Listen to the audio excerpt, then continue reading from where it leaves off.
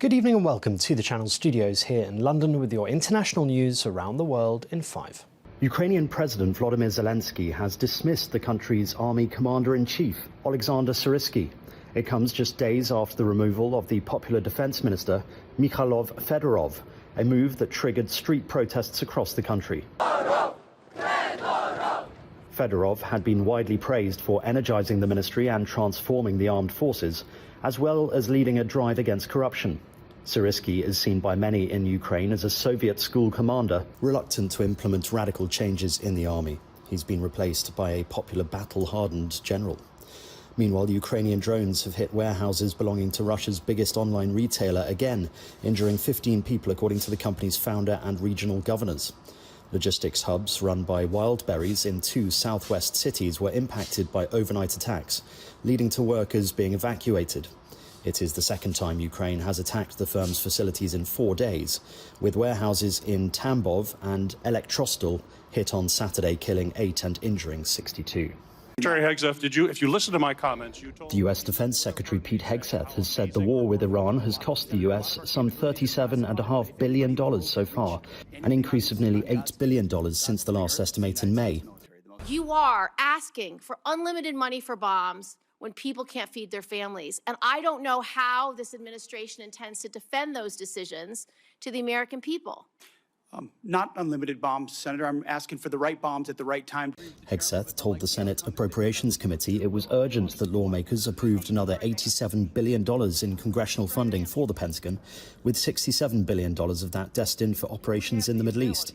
The hearing was disrupted several times by anti-war protesters and ended in a shouting match between the defense secretary and a senator. The men and women are going to be able to do it, but they need to have leadership. When will you show leadership? When will you show leadership? Why don't you show some leadership and stand up to your fellow Democrats who won't fund the troops, who stand and play partisan politics while you don't give us the money?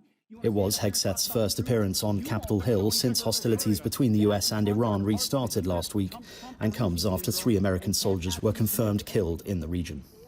Pressure has been growing on India's government, with thousands of cockroach Ajanta Party supporters continuing to protest in the capital Delhi, despite heavy rains.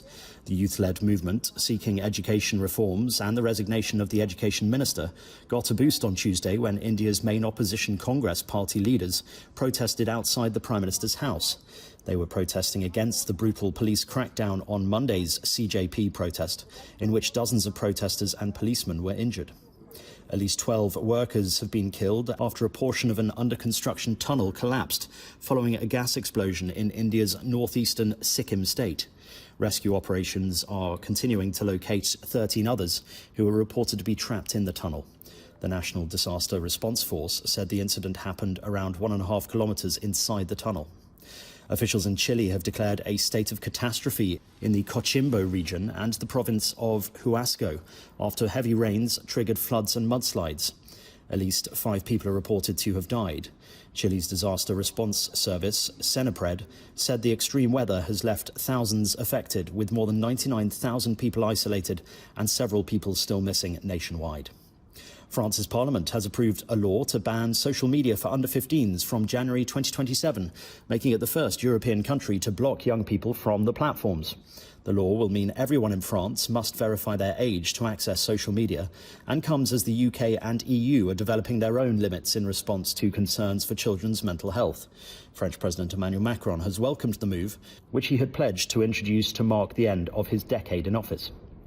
And body cam and dash cam footage shows the moment a police officer rescued a man seconds before his car was engulfed in flames near Dallas in Texas. Get out! Get out! Get out! Get out of the car! Corporal Joshua Swisher was conducting a traffic stop on a motorway when he was alerted to a nearby vehicle emitting smoke. Come out through the window! Hey, come out through the window! Sir, come out through the window now! Give me your hand! Give me your hand! Shortly after directing the vehicle to the emergency lane, flames erupted from underneath it, while the driver was still inside. Okay, come with me. Is he alone? He's okay. And that's your international news around the world in 5. Now back to the Channel studios in Lagos.